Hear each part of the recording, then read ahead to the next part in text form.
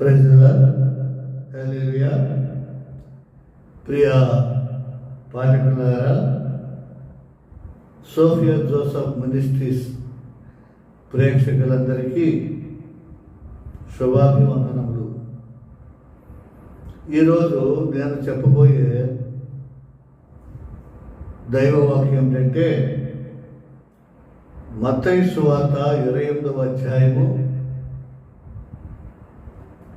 16వ వచనం నుంచి 20వ వచనం వరకు చదువుకుందాం. పరిశుద్ధ బైబిల్ గ్రంథం నుండి మత్తయి సువార్త 28వ అధ్యాయము 16వ వచనం నుంచి 20వ వచనం వరకు చదువుకుందాం. నేను చదువుతాను, చూడండి. బైబిల్ ఉన్నవారు పరిశీలించండి. 16వ వచనం నుంచి 11 మంది శిష్యులు యేసు తనకు నిర్ణయించిన గలిలయలోని కొండకు వెళ్ళిరి. వారు ఆయనను చూసి ఆయనకు మ్రొక్కిరి, కానీ కొందరు సందేహించిరి. అయితే యేసు వారి యొద్దకు వచ్చి, పరలోకమందును భూమి మీదను నాకు సర్వాధికారము ఇయ్యబడి ఉన్నది. కాబట్టి మీరు వెళ్ళి సమస్త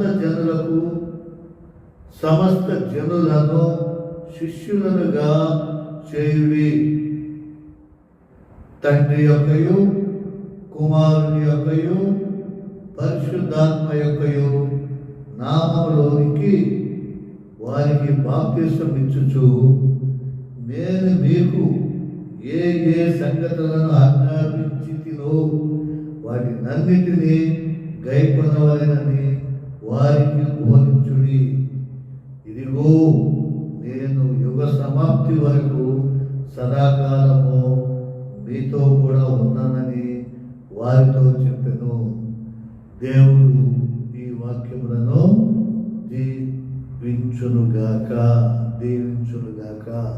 దీవించునుగాక. ఆమేన్, ఆమేన్. ప్రియ సహోదరి సహోదరులారా, యేసుక్రీస్తు ఉత్థాన పండుగను జరుపుకున్నాం మనం. ప్రభువు మన కొరకు తన ప్రాణాన్ని తానే పెట్టి మన కోసం రక్తం చిందించి బలి అయి మరి తిరిగి లేచినాడు. తిరిగి లేచి 40 దినాలు శిష్యులకి కనబడి అనేక అద్భుతాలు చేసి చివరికి ఈ 11 మంది శిష్యులు యేసు తనకు నిర్ణయించిన గలిలయలోని కొండకు వెళ్ళారు. అక్కడికి రమ్మని చెప్పాడు ప్రభు. అక్కడికి వెళ్ళారు. ఎంతమంది? 11 మంది. 12వ శిష్యుడు ఏమయ్యాడు? ఇస్కరియోతు యోధా చనిపోయాడు. తను చేసిన ద్రోహానికి పశ్చాత్తాపడి ఉరిపెట్టుకుని చనిపోయాడు. కాబట్టి ఇప్పుడు 11 మంది ఉన్నారు. ఈ 11 మందిలో మరి కొంతమందికి మాత్రమే ప్రభు కనపడ్డాడు, కొంతమంది చూడలేకపోయారు. అందుచేత అందరికీ కబురు చేసి గలిలయ కొండకు రమ్మని చెప్పాడు. ఈ 11 మంది అక్కడికి వెళ్ళారు. వెళ్ళితే ప్రభు అక్కడ ప్రత్యక్షమయ్యాడు. ప్రత్యక్షమయ్యగానే మరి ప్రభువును చూసి ఈ కనిపించినటువంటి దర్శనాన్ని పొందినటువంటి మాట్లాడినటువంటి ప్రభుతో కూడా కలిసి భోజనం చేసినటువంటి వారందరూ కూడా మ్రొక్కారు. కొంతమంది సందేహించారు, నిజంగా బ్రతికాడా ఈయన, నిజమైన మనిషేనా, ఆత్మనా అని కొంతమంది చూడనటువంటి వారు సందేహించారు. అది గమనించినటువంటి ప్రభువు తానే వారి దగ్గరికి వెళ్ళాడు. వెళ్ళి చెప్తున్నాడు, ఈ విధంగా చెప్తున్నాడు. ఒక ఆజ్ఞ, భూప్రపంచం ప్రపంచం మొత్తం వరకు అంతం వరకు ఉండేటువంటి ఆజ్ఞను ఒక ఆజ్ఞ ఇస్తున్నాడు ఇక్కడ.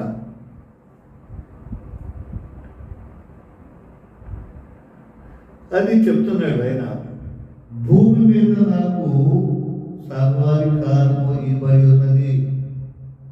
ఈ భూమి మీద నాకు సర్వాధికారము ఇవ్వబడి ఉన్నది.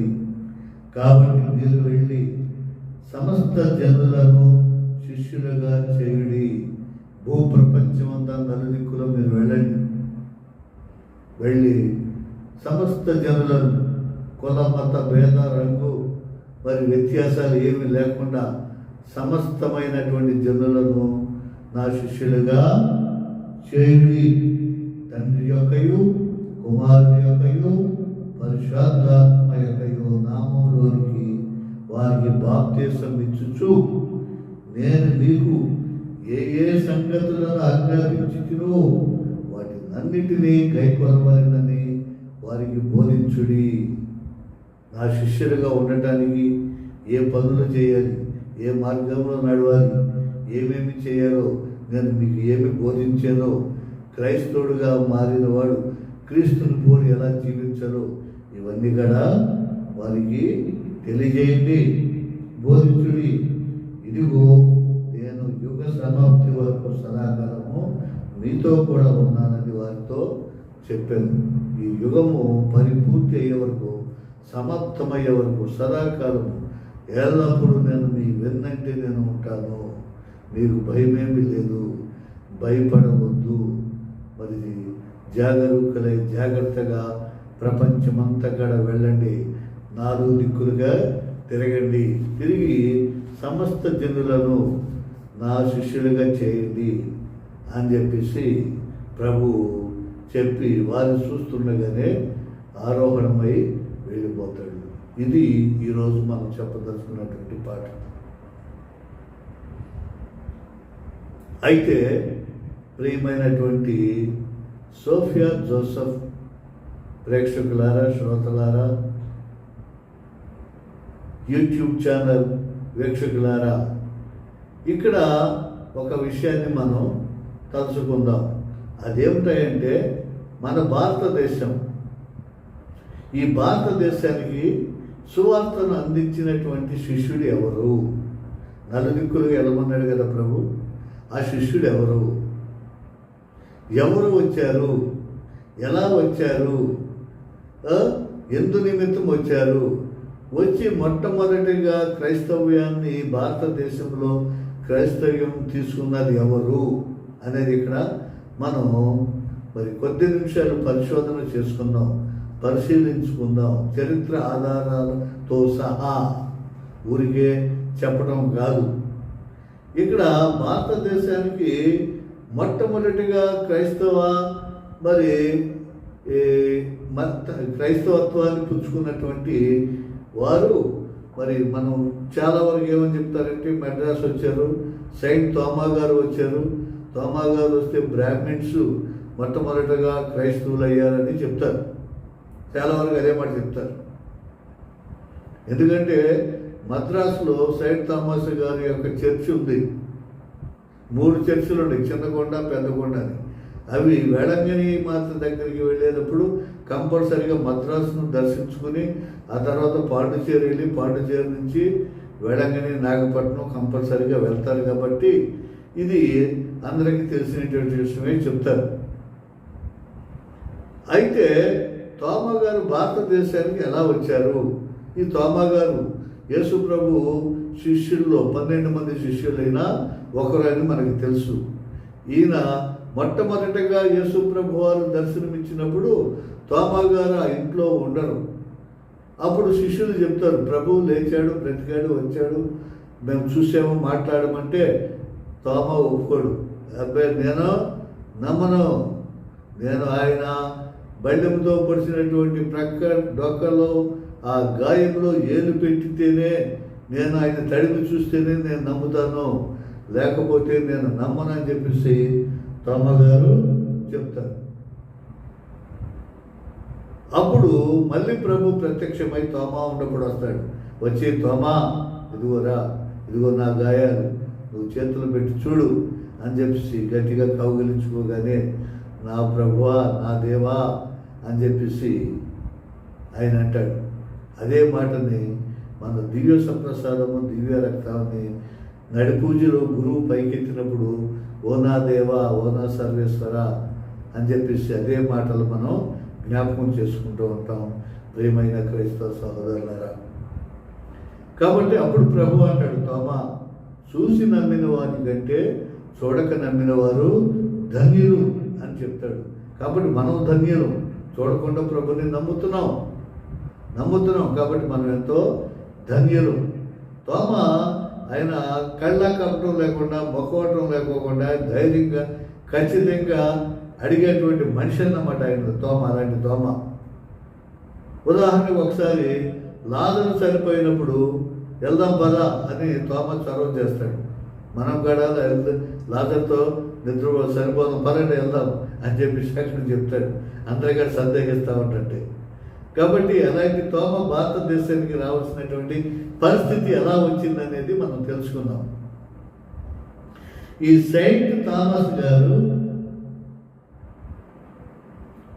మరి భారతదేశానికి ఎలా వచ్చారంటే, 1వ శతాబ్దంలో క్రైస్తవ మతాన్ని స్వీకరించిన మొట్టమొదటి రాజు గోండోఫోరస్. 1వ శతాబ్దం క్రీస్తు శకం 1వ శతాబ్దం క్రీస్తు పుట్టుకతోనే లెక్కలో బయలుదేరింది, క్యాలెండర్ బయలుదేరింది. అందుకని ఆయన్ని శక పురుషుడు అన్నారు. కాబట్టి 1వ శతాబ్దంలోనే భారతదేశంలో ఉన్నటువంటి గోండోఫోరస్ అనేటువంటి మరి చక్రవర్తి మొట్టమొదటిసారిగా క్రైస్తవాన్ని స్వీకరించారు. ఇది పక్కా చరిత్ర ఆధారంగా మన వాళ్ళు కనిపెట్టారు. ఎలాగంటే పురావస్తు మరి ఆధారాలు కూడా ఉన్నాయి. ప్రాచీన కాలంలో భారతదేశంలో తక్షశిల విశ్వవిద్యాలయం చాలా గొప్పది. తక్షశిల ప్రాచీన గ్రంథాలయం. ఆ గ్రంథాల ప్రకారము మరి పూర్వకాలము ఈ ఔరత్సాంగు, మరి మార్కోపోలో, వాస్కోడిగామా వీళ్ళందరూ కూడా యాత్రికులు వచ్చి ఆయా ప్రదేశాలను చూసి దర్శించి చరిత్ర రాసేవాడు. వాళ్ళు చూసినటువంటి దాన్ని చరిత్రగా గ్రంథాలు రాసేవాళ్ళు. ఇది ఈ కాలంలోది, ఈ పుస్తకం ఈ కాలంలోది, ఈ రాయి, ఈ కట్టడం ఈ కాలంలోది అని రాసేవాడు. ఇవన్నీ కూడా తక్షశిల మరి అక్కడ ప్రాచీన తక్షశిల గ్రంథాలయంలో దాచబడి ఉన్నాయి. ప్రాచీన గ్రంథాల ప్రకారం యేసు ప్రభు శిష్యులందరూ వివిధ ప్రాంతాలకు వెళ్ళి సువార్త ప్రకటించాలనుకుంటారు.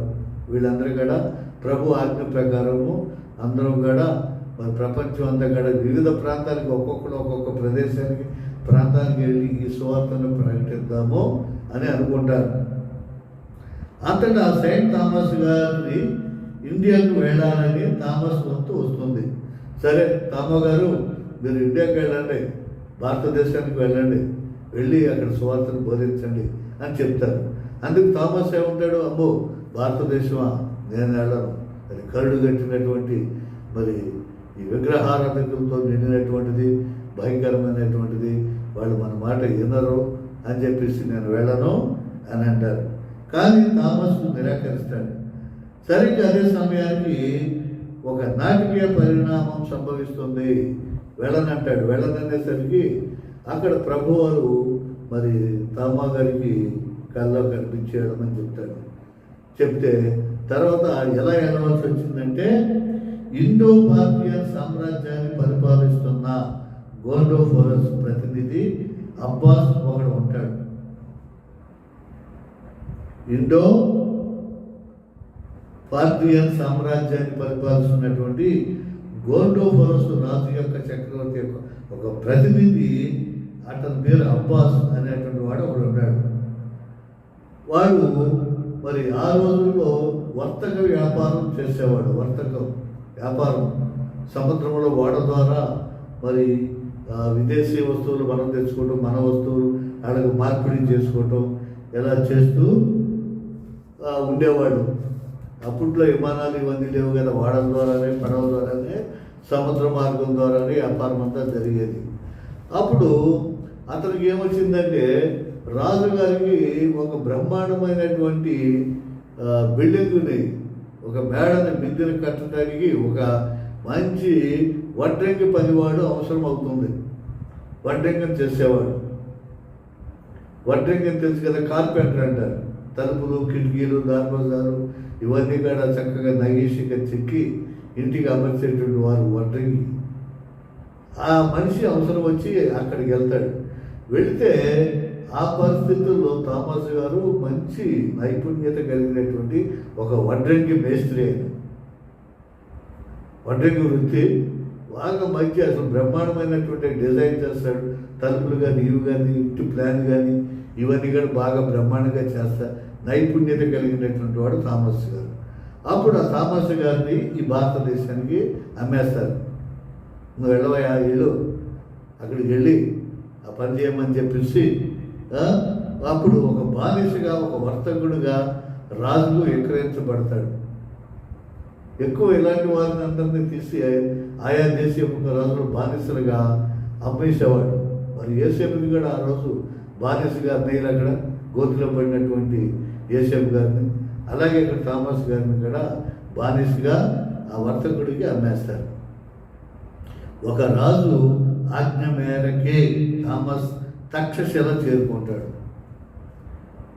సరే ఆయన బానిసగా అమ్ముడుపోతాడు, వెళ్ళాలని చెప్పి రాజు ఆజ్ఞాపిస్తాడు. అప్పుడు ఇక తక్షశిలకు చేరుకుంటాడు, ఆ దర్బారుకు చేరుకుంటాడు.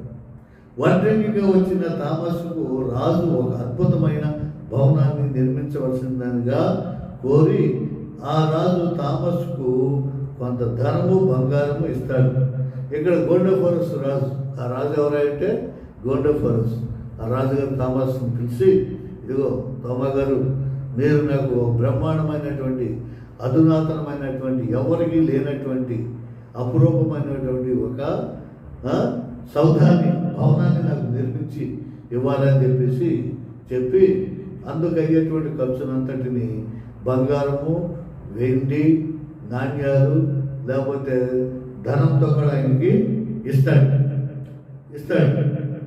ఇచ్చేసరికి కానీ థామస్ గారు ఏం చేస్తాడు, దాన్ని ఆ ధనాన్ని భవనం కట్టుకోకుండా పేదలకు దాన ధర్మాలు చేసేస్తాడు.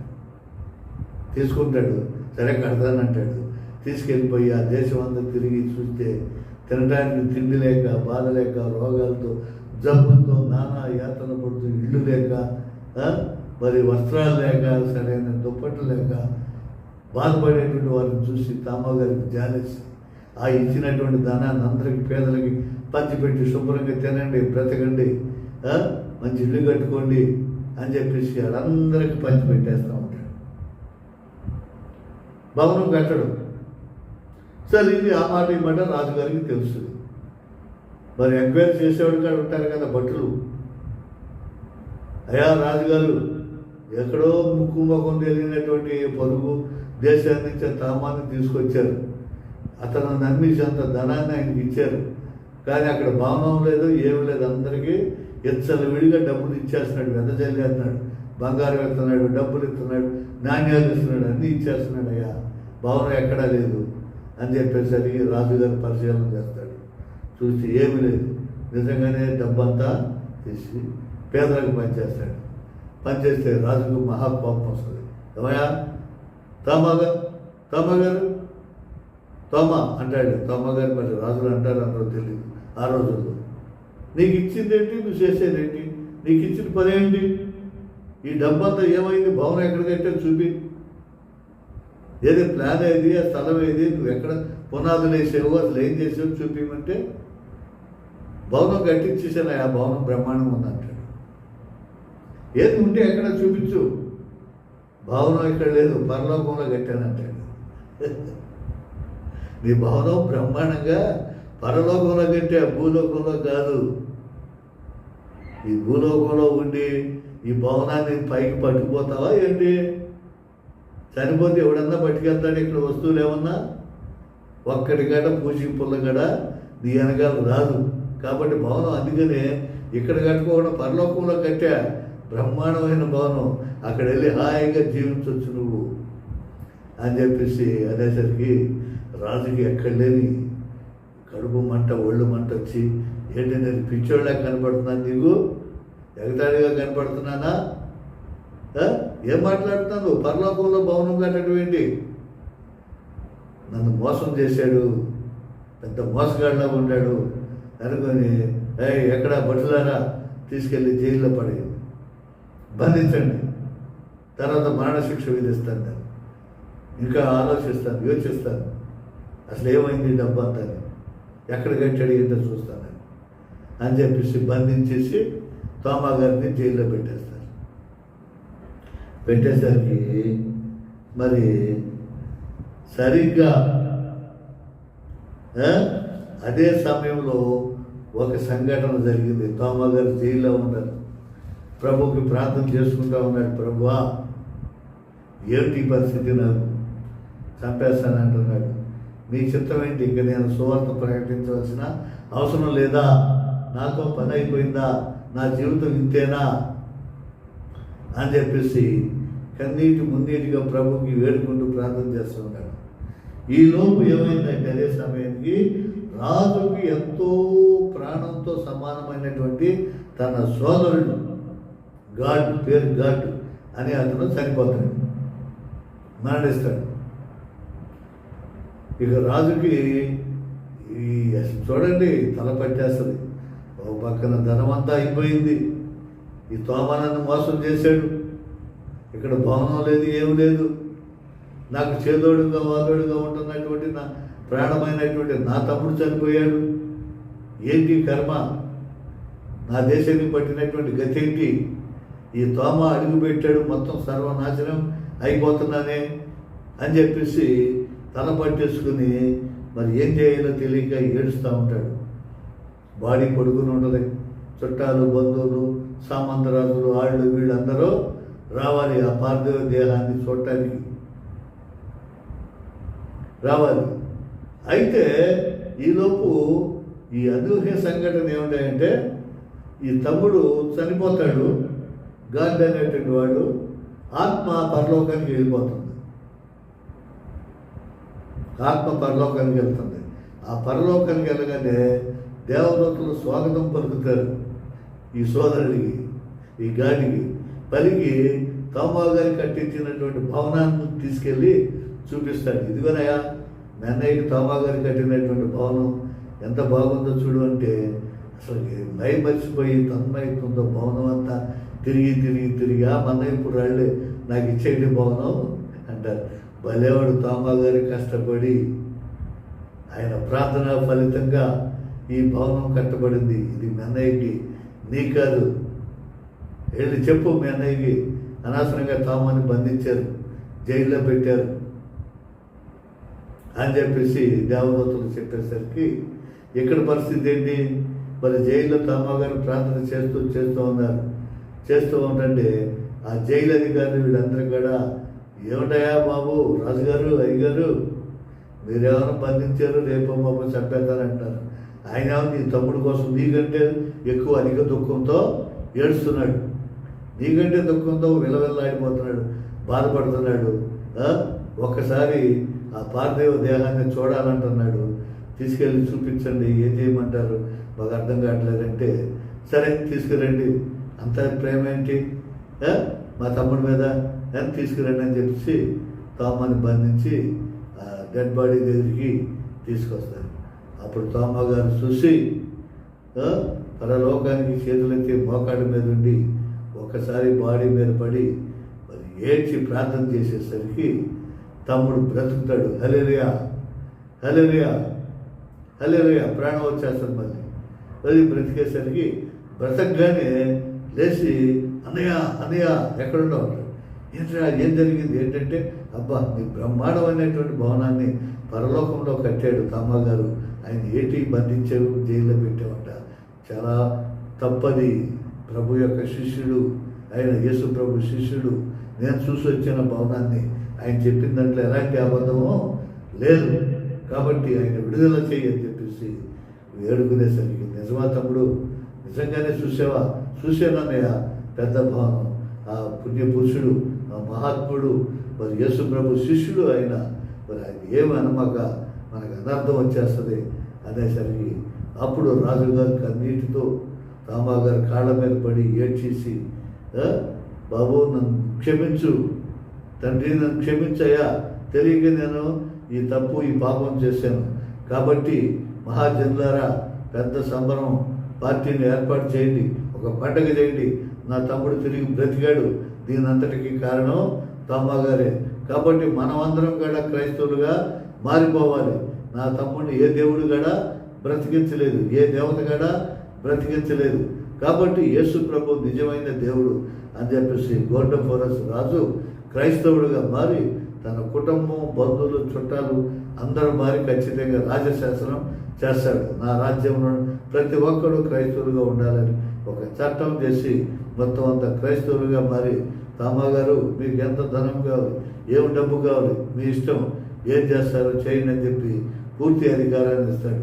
అక్కడ యోసేపుకు ఫరోరాజు ఎలాంటి అధికారాలు చెప్తారో అలాంటి అధికారాలు ఇవ్వగానే అప్పుడు తోమా గారు ఏం చేస్తారంటే వాళ్ళందరికీ బాప్తిసం ఇచ్చి క్రైస్తవులకు మార్చి ఆ కొంకణ తీరం అంతా కూడా తిరుగుతూ ప్రచారం చేసుకుంటూ 7 దేవాలయాలు, పెద్ద పెద్ద దేవాలయాలు కట్టిస్తాడు.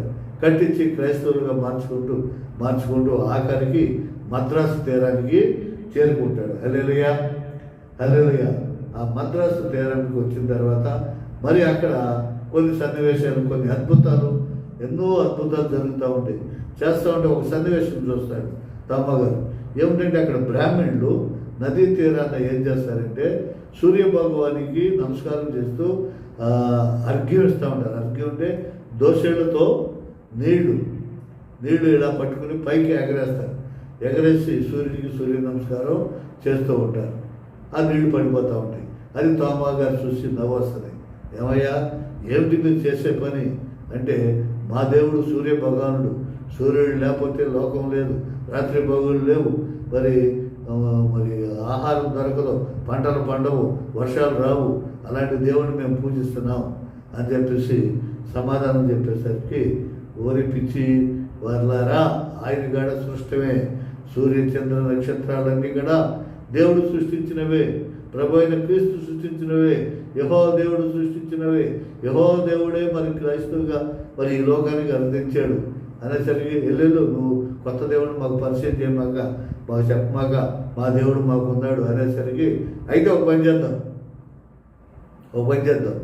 నిజంగా మీ దేవుడు నిజమైన దేవుడు అయితే మరి నేను కూడా మీ దేవుడే పూజిస్తాను.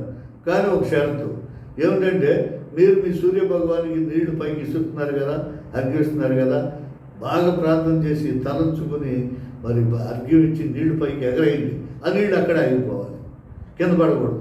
ఆగమంటే ఆగాలి, పడమంటే పడాలి.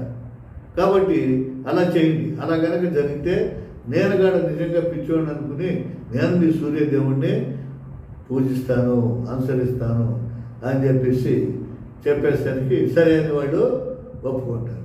ఒప్పుకుని సూర్య నమస్కారం చేస్తూ సూర్య భగవానికి ఈ బ్రాహ్మణ్స్ అంతా కూడా మడి కట్టుకుని తడిగొడ్డలతో స్నానం చేసి మరి ఎంతో కళ్ళు మూసుకుని గట్టిగా బెగ్గరగా అరుస్తూ పైకి నీళ్ళు విసిరేస్తూ ఉంటారు. ఎన్నిసార్లు విసిరినా అవి పడిపోతాయి ఉంటాయి. విసరండి, ఇంకా విసరండి, ఓపికతో విసరండి, ఇంకా పైకి విసరండి అని చెప్పి ఆయన చెప్తూ ఉంటాడు. కానీ ఆడ ఓపిక నశించిపోతుంది, సార్ వస్తుంది, ఒగురుస్తూ ఉంటారు. సరే మీ వంతు అయిపోయింది కదా, నేను చేస్తాను చూడండి అని చెప్పి తోమా గారు సిలువ తెలుసుకుని యెహోవా దేవుని ప్రార్థించి యేసు ప్రభుని తలుచుకుంటూ, తండ్రి అయిన దేవా, ఇదిగో ఈ అద్భుతాన్ని చేయండి, ఇది మరి వీరి మారు మనసు రక్షణకు ఉపయోగపడాలి ప్రభువా అని చెప్పేసి దోషులతో నీళ్లు తీసుకుని పైకి ఎగరేసి అక్కడే ఆగునుగాక అంటాడు. అంతే, నీళ్ళు అక్కడ ఆగిపోతాయి. అందరూ ఆశ్చర్యంగా ఎలాగే చూస్తారు. కొంచెం కిందకు వస్తాయి, ఆగుగాక ఆగుతాయి, ఇంకా కిందకి వస్తాయి, ఆగుతాయి. ఎన్ని పైకి వెళ్తాయి, కిందకి వస్తాయి. అలా ఎన్నిసార్లు చేసినా అన్నిసార్లు ఆయన మాట ప్రకారమే నీళ్ళు ఉంటాయి. పైకి వెళ్ళమంటే పైకి వెళ్తాయి, కిందకి రమ్మంటే కిందకి వస్తున్నాయి, మధ్యలో ఆగిపోమంటే మధ్యలో ఆగిపోతాయి. సిగ్గుపడిపోయారు బ్రాహ్మణులందరూ. సిగ్గుపడిపోయి, అయ్యా తండ్రి అయిన దేవుడు నీ దేవుడే, సమస్త సృష్టికర్త మీ దేవుడే, సమస్తాన్ని పూజించి జీవరాశులందరినీ కూడా పోషిస్తున్నటువంటి దేవుడు మీ దేవుడు అని చెప్పేసి మరి పైకి నమస్కారం చేస్తూ దండం పెడుతూ కాళ్ళ మీద పడు, ఇప్పుడే ఈ క్షణమే మేము క్రైస్తవులుగా మారిపోతామని చెప్పేసి ఆ నీళ్ళల్లో అప్పుడే బాప్తిసం పొందుతారు. హల్లెలూయా, హల్లెలూయా. ఇది బ్రాహ్మణులు ఇలా మారారు, హిందువుల నుంచి క్రైస్తవులుగా ఆ రకంగా మారి మరి వాళ్ళు కూడా అనేకులకి సాక్ష్యం చెప్తూ అనేక చోట్ల తిరుగుతూ క్రైస్తవులుగా అనేక అద్భుతాలు, దెయ్యాలు పోగొడుతున్నారు. మోగవాడికి మాటలు వస్తుంది, చెవిటి వాడికి వినికిడి వస్తుంది, మరి స్వస్థత వస్తుంది, మరి పంటలు పండుతుంది. సుపక్షంగా ఎన్నో అద్భుతాలు తామా గారి ద్వారా మరి వీళ్ళ ద్వారా మానవ మనసు పొందిన వారి ద్వారా జరుగుతూ ఉండేసరికి అబ్బో ఇట్టయితే లాభం లేదు, ఇక మన హిందువులంతా కూడా క్రైస్తవులుగా మారిపోతారు, మన మరి హిందుత్వం మంట కలిసిపోతుంది, మన మాటకి ఎవడో వినడు, మన ఇళ్లలో పనిచేసేవాడు ఉండడు, మన పొలాల్లో పనిచేసేవాడు ఉండడు. కాబట్టి ఇది చాలా అనర్థదాయకంగా అయిపోతుంది, ఇలా చూస్తూ ఊరుకుంటే చెప్పి వీళ్ళందరూ కూడా ఇది హిందువులుగా ఉన్నటువంటి బ్రాహ్మిన్స్ మిగిలిన వాళ్ళంతా కూడా ఒక పథకం పని ఏమైనా సరే ఈయన పట్టుకుని చంపేసి వదిలిపోలా అని చెప్పి పన్నాగారి కుట్రలు పొందుతుంటే ఈయన పారిపోయి ఒక కొండ గృహలో దాక్కుంటాడు. కొండ గృహలో అక్కడ విమానాశ్రయం దగ్గరలో ఉంటుంది ఆ కొండ, చిన్న కొండ పెద్ద కొండ అనేవి ఉంటాయి రెండు. ఆ కొండ గృహలో దాక్కుని అక్కడే ప్రార్థన చేసుకుంటూ నీళ్లు లేకపోతే ప్రభువుకి ప్రార్థన చేస్తే దాంట్లో నీళ్లు కూడా వస్తాయి. మరి ఆ నీళ్లు ఇప్పటికీ ఉన్నాయి, మేము వెళ్ళాము చూసాం. తామా గారు శిలువ గుర్తు ఆ గృహలో తన చేతితో చెక్కుకున్నాడు. మరి పాదాలు ఉన్నాయి, మోకాడ మీద ఉండి రాయి అక్కడ అరిగిన గుర్తులు కూడా ఉన్నాయి. కాబట్టి అక్కడ ప్రార్థన చేసుకుంటా అక్కడ దాదాపు 40 సంవత్సరాలు జీవించాడు. అక్కడ ఉండటం, మళ్ళీ రావడం, తిరగడం, ప్రచారం చేసుకుంటాం. ఎప్పుడు ఎక్కడికి వెళ్తాడో, ఎక్కడ ఉన్నాడో, ఏం చేస్తున్నాడో ఎవరికి తెలియదు. అది ఒక అద్భుత శక్తి లేదు. మరి అక్కడి నుంచి ఇంకో కొండ దగ్గరికి వెళ్తాడు. ఆ కొండ దగ్గర కూడా ప్రార్థన ఉండేదేమో ఒక కొండలో, ప్రార్థన చేసుకునేదేమో ఇంకో కొండలో.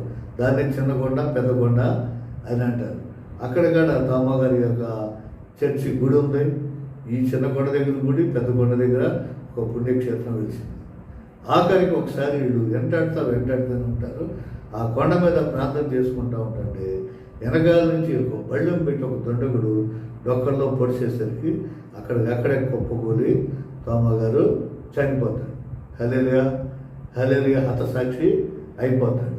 అప్పుడు ఆ బాడీని తీసుకెళ్ళి విదేశాలకి పంపిస్తూ ఉంటుంటే ఎంత ప్రయత్నం చేసినా బాడీ ఎలా వెనక్కి తిరిగి వచ్చేస్తూ ఉంటుంది. మళ్ళీ దాన్ని అక్కడ మైలాపూర్ చర్చ్ అని ఉంటుంది, సెయింట్ థామస్ చర్చ్ అని. అక్కడ ఆ బాడీని సమాధి చేస్తారు. సమాధి చేస్తే ఆ సమాధి మీద పెద్ద గుడి ఉంది, గుడి కడతారు. లోపల సమాధి ఉంటుంది, సమాధి మీద గుడి ఉంది, అక్కడ మ్యూజియం ఉంది, లైబ్రరీ ఉంది, అన్నీ ఉండి ఆ బీచ్ సమీపంలో ఉంటాయి. అవన్నీ కూడా నేను చూశాను. దాదాపు 15-20 సంవత్సరాలు వెళ్ళంగానే బస్సు యాత్ర చేస్తూ గుడివాడ నుంచి అనేక యాత్రికులను తీసుకెళ్తూ అవన్నీ చూపించి తర్వాత మహాబలిపురం వెళ్ళేవాడు. పాండిచేరి రైల్వే స్టేషన్ ఎదురుగా ఉంటుంది పెద్ద చర్చి అది.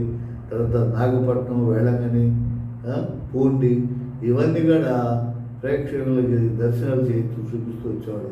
కాబట్టి అలాంటి పవిత్రమైనటువంటి హతసాక్షిగా మారిపోయాడు పునీత తామా గారు. ఆయన భారతదేశానికి వచ్చి మరి చక్కగా సువార్త సేవ అందించినటువంటి ప్రియమైన మరి నిజమైన యేసు ప్రభు 12 మంది శిష్యులు ఒకరైనటువంటి ఆ తామా గారు భారతదేశానికి ఆ రకంగా వచ్చి మనకి క్రైస్తవ సువార్తను అందించాడు, క్రీస్తు ప్రభు యొక్క మాటల్ని చేశాడు. కాబట్టి మనం ఎంత ధన్యులం.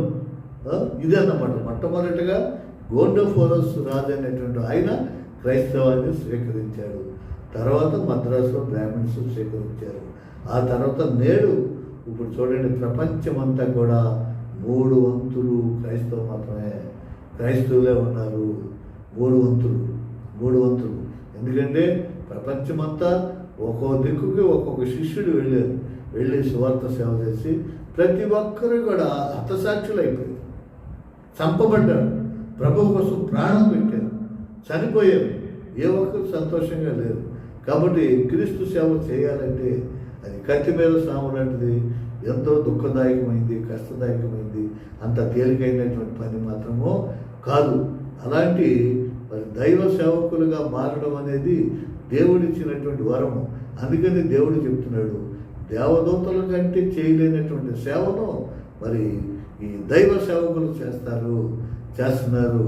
అడగలేనటువంటి భాగ్యం దైవ సేవకులకి వచ్చింది అని మనం. కాబట్టి క్రైస్తవ సహోదరులారా, ప్రియమైనటువంటి సోఫియా జోసెఫ్ మినిస్ట్రీస్ ప్రేక్షకులారా, కడవరి రోజుల్లో ప్రభు రాకడ చాలా దగ్గరగా ఉన్నది. మత్తయి సువార్త 4వ అధ్యాయంలో చూసినట్లయితే ఆయన ఎప్పుడు వస్తాడో చెప్పలేదు, కానీ వచ్చే ముందు ఇలాంటి సన్నివేశాలు జరుగుతాయి సన్నివేశాలని ఆయన సూచనప్రాయంగా చెప్పాడు. దొంగ ఎలా వస్తాడో, దొంగ చెప్పి దొంగతనానికి రాడు, ఎలా వస్తాడో అలాగే ప్రభు కూడా మన ఆత్మలని మరి తీసుకువెళ్ళడానికి అలా వస్తాడు. వచ్చే ముందు ఇలాంటి సూచనలు, అత్తకి కోడలికి, అత్తకి అన్నదమ్ములకి, తండ్రి కొడుకులకి అంతటికి విరోధమే ఉంటుంది, ఎవరికి పడదు. దేశం మీదకి దేశం, రాజ్యం మీదకి రాజ్యం, యుద్ధాలు జరుగుతాయి, యుద్ధ సమాచారం జరుగుతుంది. కాబట్టి ఇవన్నీ కూడా రాకడికి సూచనలు అని చెప్పి ప్రభువు చెప్పాడు. అవన్నీ కూడా ఇప్పుడు రమారమి దగ్గరగా మనకి కనిపిస్తున్నాయి. కాబట్టి మన ప్రభు రాకడ చాలా దగ్గరలో ఉన్నదని మనం గమనించాలి. మనం మారు మనసు రక్షణ పొంది మన జీవితాల్ని మార్చుకోవాలి. ఇదే బైబిల్ చెప్పేది, ఇదే సేవకులు చెప్పేది. ఏమిటి? దొంగతనం చేయమాక, వ్యభిచారం చేయమాక, ఒకటి సొమ్ముకు ఆశపడమాక, కష్టపడి జీవించు, ఇతరులకి సహాయం చేయి, హాస్పిటల్లో రోగులను పరామర్శించు, ఖైదీల్ని పరామర్శించు, నేరాలు చేయొద్దని చెప్పు, వాళ్ళ జీవితాలు మార్చుకోమని చెప్పు. మరి ఈ త్రాగుమోతనం నుంచి తప్పించుకో, మద్యపానం సేవించవద్దు. ఈ మంచి మాటలేగా చెప్పేది. పిల్లలకు క్రమశిక్షణతో పెంచు, భార్య బిడ్డలను ప్రేమించు, ఇదే కదండి బైబిల్ చెప్పేది. క్రీస్తు బోధలు ఇవే కదా, దీనిలో తప్పే ఉంది? సమాజానికి మంచివే, మేలే చేసేది, మంచి మేలుది.